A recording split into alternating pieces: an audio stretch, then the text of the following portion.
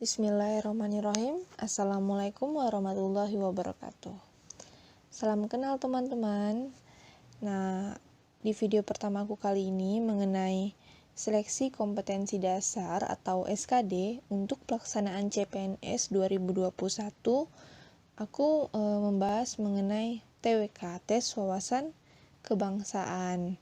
Nah, sebelum lanjut ke pembahasan video ini, aku ingin memperkenalkan diri dulu.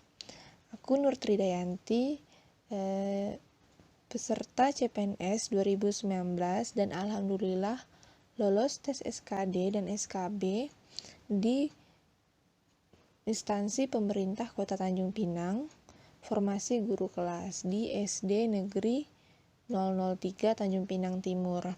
Dan alhamdulillah di tes SKD kemarin aku mendapatkan nilai yang lumayan tinggi, 373, dengan nilai TWK 100, nilai TIU 125, dan nilai TKP 148. Nah, di sini aku ingin sharing tentang pengalaman serta materi-materi yang telah aku pelajari sebelumnya. Di sini aku membantu teman-teman yang ingin mengikuti CPNS 2021 yang kabarnya akan dilaksanakan di bulan Maret 2021. Semoga ya teman-teman pelaksanaannya dipercepat. Jadi teman-teman sekalian harus lebih semangat belajarnya. Mulai belajarnya harus dari sekarang. Karena aku dulu ketika CPNS 2019 belajarnya itu sekitaran pertengahan 2019. Sedangkan aku dulu belajarnya di bulan puasa ya. Nah, sedangkan penerimaan CPNS 2019 sendiri itu sekitaran bulan Oktober atau bulan November. Jadi aku udah belajar dulu sebelum pembukaan CPNS-nya dibuka. Oke, untuk video pertama aku kali ini tentang TWK, aku membahas mengenai pengamalan sila Pancasila. Nah, sebelum menyaksikan video ini, jangan lupa video ini untuk di-like, komen, share, dan juga subscribe. Follow juga akun Instagram aku ya, @nurtridayanti. Oke, sebelum membahas soalnya, kita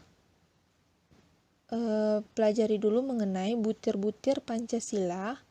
Sila pertama yaitu ketuhanan yang Maha Esa. Nah, di sini ada 7 butir yang teman-teman sebaiknya pahami. Kalau perlu dihafal.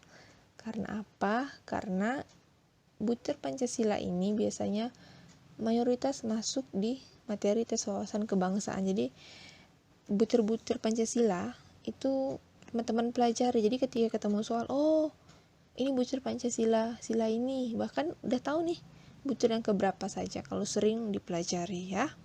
Ada 7 butir ini untuk yang sila pertama. Kemudian sila kedua ada 10 butir. Teman-teman bisa baca ya, bisa skip video aku ketika membacanya.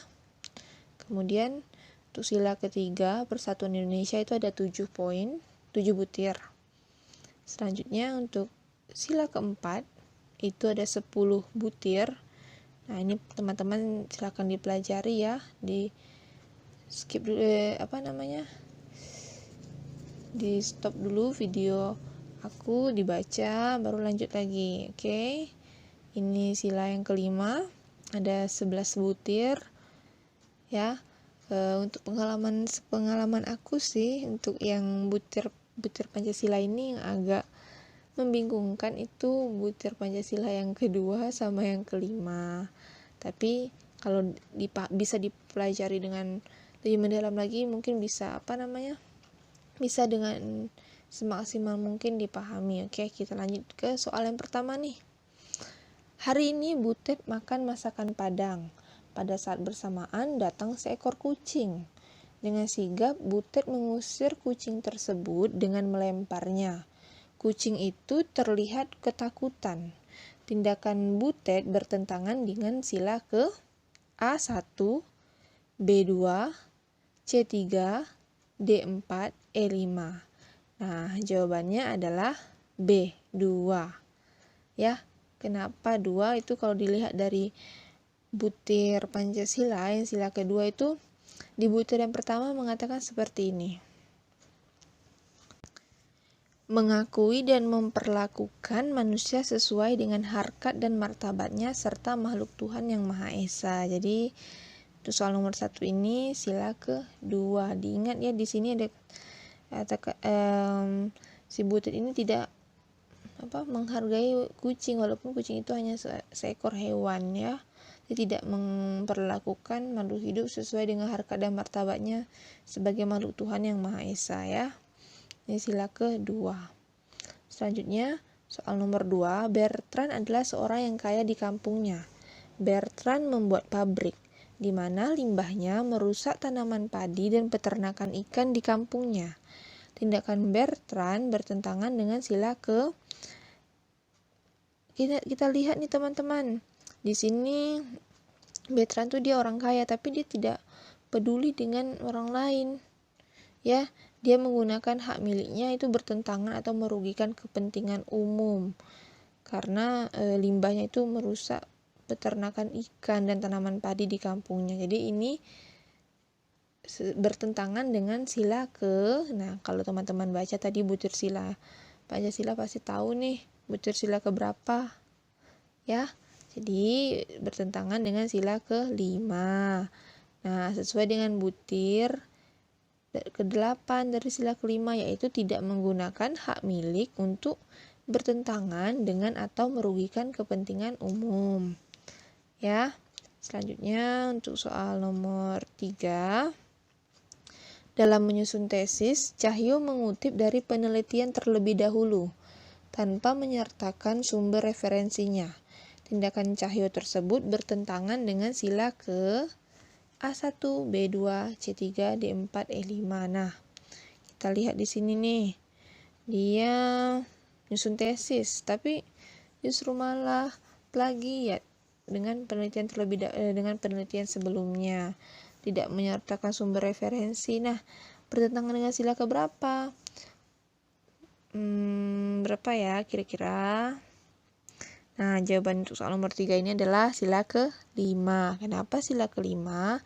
Kalau lihat dari sila ke-5 ya, ini di butir ke-4 itu menjelaskan atau menyebutkan menghormati hak orang lain. Dan pada butir ke-10 suka menghargai hasil karya orang lain yang bermanfaat bagi kemajuan dan kesejahteraan bersama. Jadi si Cahyo ini dia tidak menghormati hak orang lain karena plagiat. Ya, kemudian dia juga tidak menghargai hasil karya orang lain, tidak menyertakan sumber referensi. Jadi ini bertentangan dengan sila ke-5. Oke, selanjutnya ke soal nomor 4. Setelah mengalami jatuh bangun dalam menjalankan usahanya, Pak Joko terus berusaha dan pantang menyerah. Sampai akhirnya usahanya maju pesat. Tindakan beliau sesuai dengan sila ke A1, B2, C3, D4, E5. Jadi di sini kita pahami dulu nih soalnya. Dia walaupun udah pernah bangkrut tapi dia tetap menjalankan usahanya. Dia terus berusaha dan pantang menyerah. Nah, ini merupakan sesuai dengan penghamalan sila Pancasila sila ke-5. Kenapa sila ke-5? Karena pada butir ke-9 menyebutkan suka bekerja keras. Jadi di sini Pak Joko itu memiliki sifat suka bekerja keras. Jadi sila ke-5 ya, jawabannya E. Oke, selanjutnya ke soal nomor 5. Dalam mengatasi bencana COVID, Indonesia menyumbang dana untuk penelitian COVID. Hal tersebut sesuai dengan sila keberapa nih teman-teman? Nah, kita lihat di sini ya. Di sini dikatakan Indonesia menyumbang dana untuk penelitian COVID. Nah, menyumbang dana di sini untuk mengatasi bencana COVID ini termasuk kegiatan kemanusiaan teman-teman. Nah, pada sila kedua, pada butir ke-7 itu menyebutkan gemar melakukan kegiatan kemanusiaan. Jadi untuk soal nomor 5 ini sesuai dengan pengamalan sila ke-2. Jawabannya B. Bisa dimengerti ya teman-teman? Oke, soal nomor 6. Penyebaran berita hoax atas Undang-Undang Omnibus Law tanpa analisa dan dasar yang kuat sehingga terjadi demo anarkis, di mana mahasiswanya merasa membela rakyat tanpa ditelaah kebenarannya. Hal ini bertentangan dengan sila ke A 1 dan 5, B 2 dan 4, C 3 dan 5, D 1 dan 4, E 3 dan 2. Nah, di sini teman-teman perhatikan tentang pokok permasalahannya ya. Jadi di sini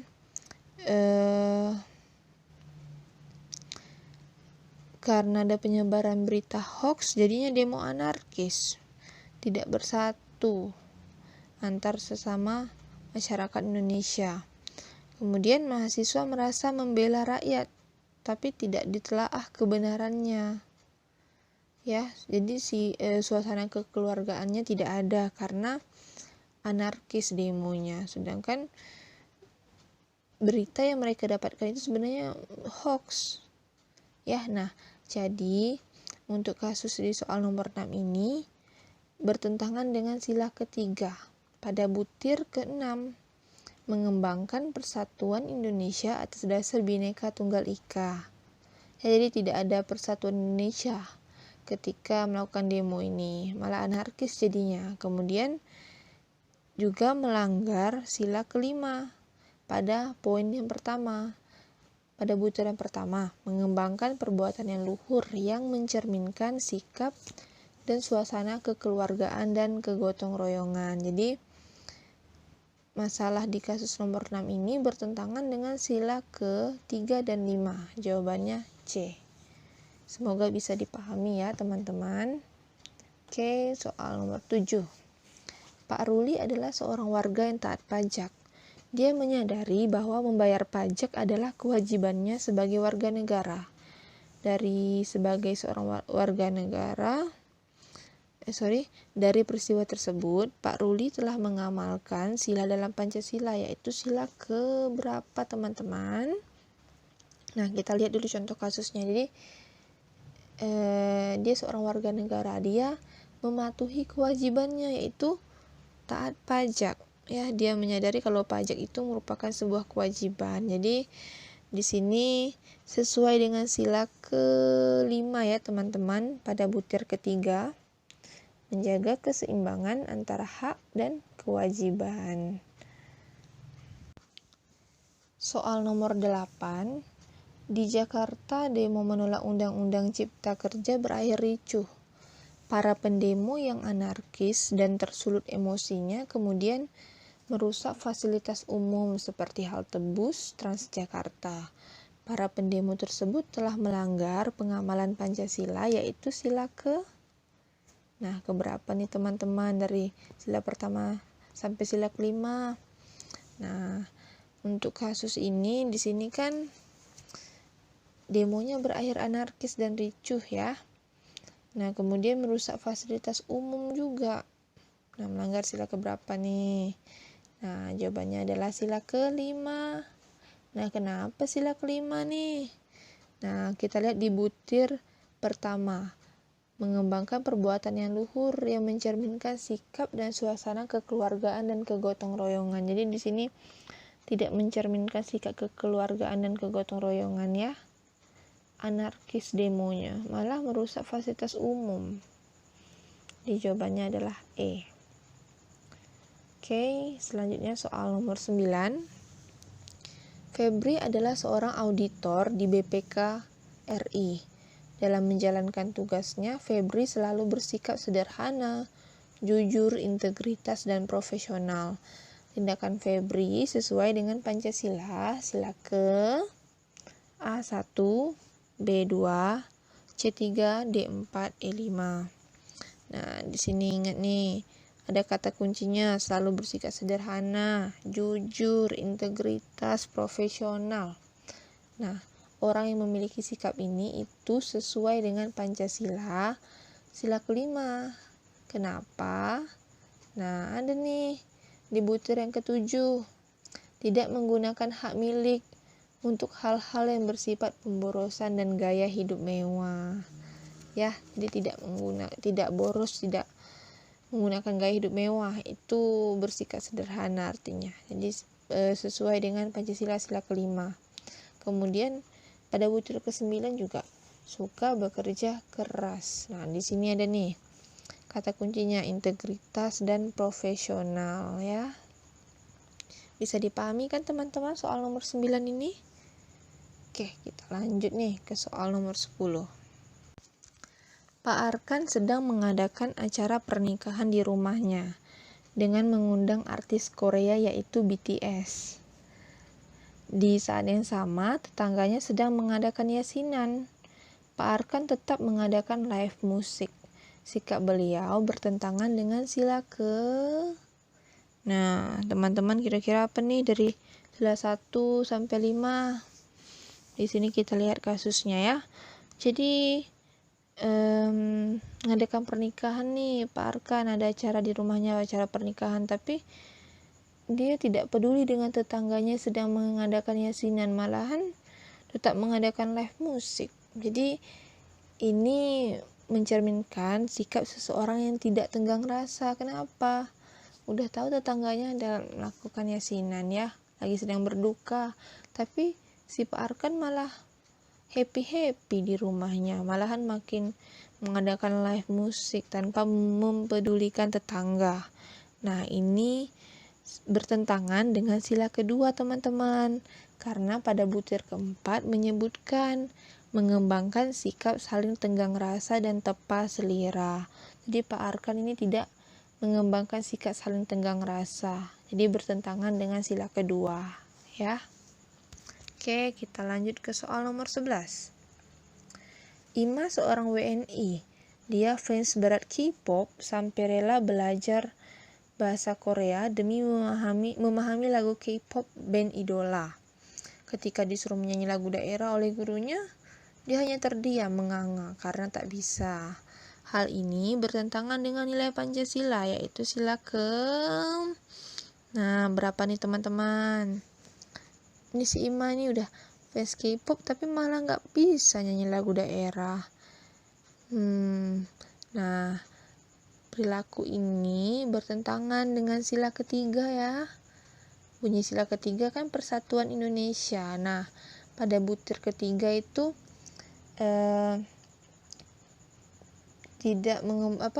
pada butir ketiga kan disebutkan mengembangkan rasa cinta kepada tanah air dan bangsa.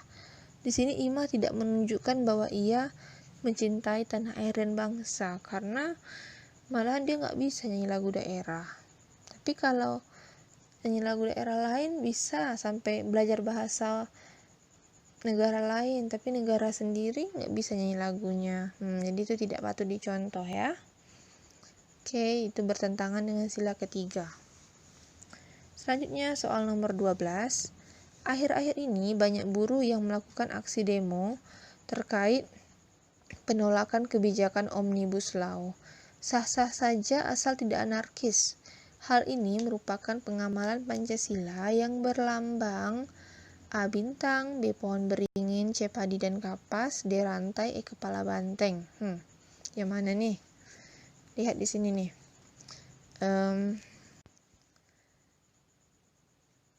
Boleh melakukan demo tapi tidak anarkis. Nah, ini sesuai dengan pengamalan Pancasila yang berlambang kepala banteng. Nah, kepala banteng ini sila keberapa teman-teman?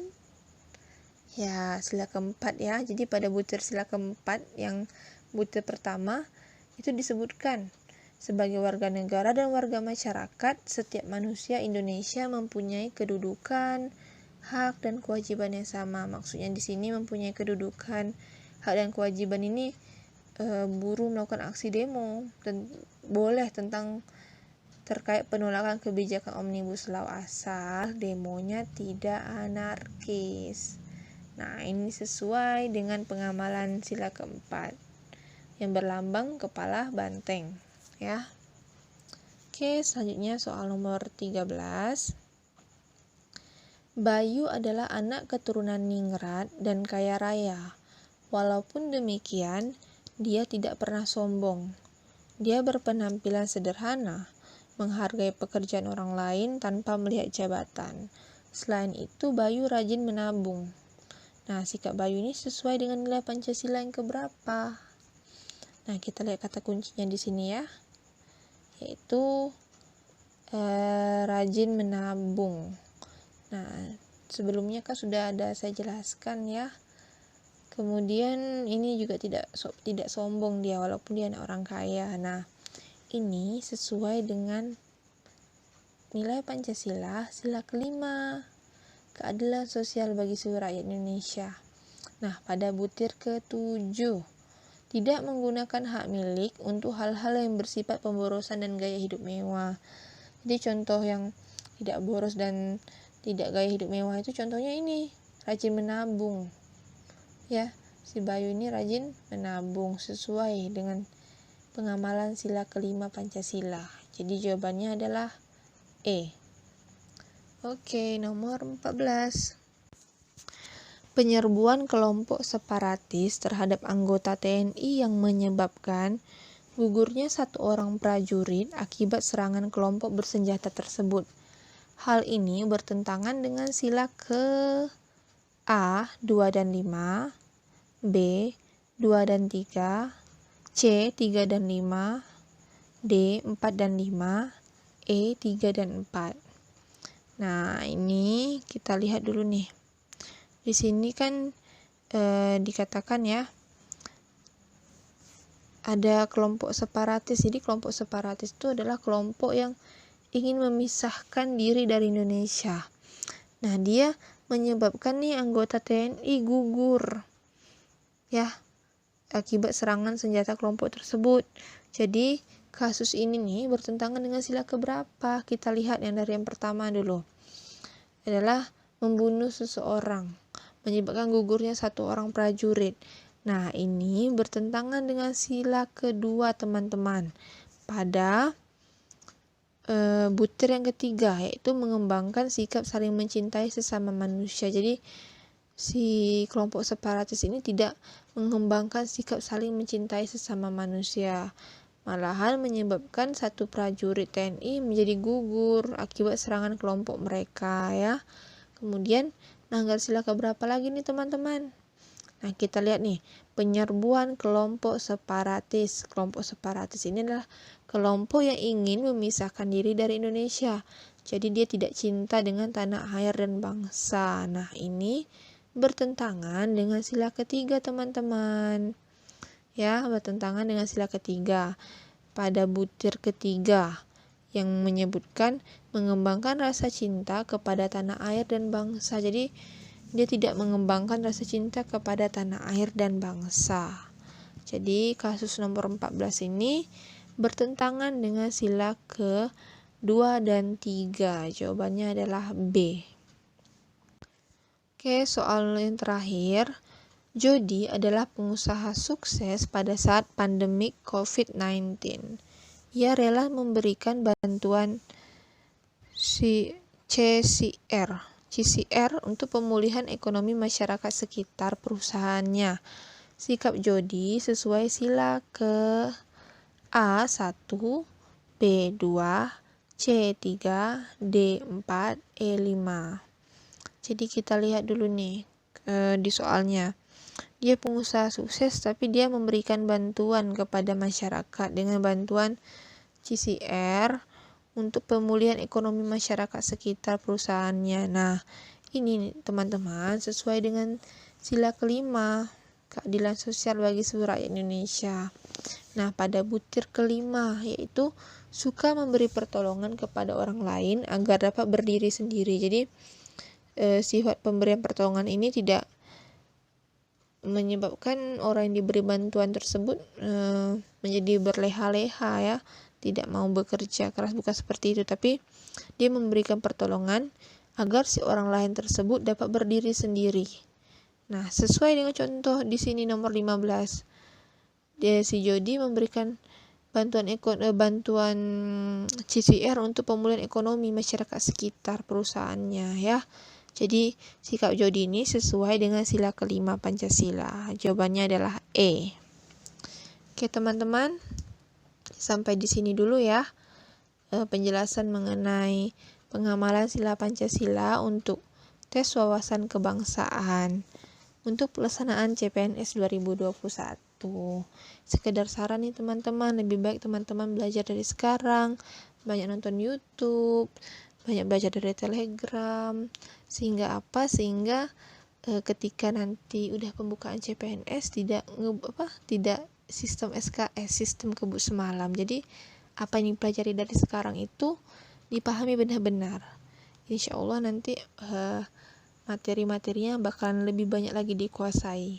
Istilahnya nih teman-teman itu udah curi start ya dari saingan teman-teman. Jadi harus belajar lebih giat lagi, karena keberuntungan dan kesempatan itu tidak akan terulang 2 kali. Jadi harus dimaksimalkan semaksimal mungkin untuk pelaksanaan CPNS di tahun depan. Oke?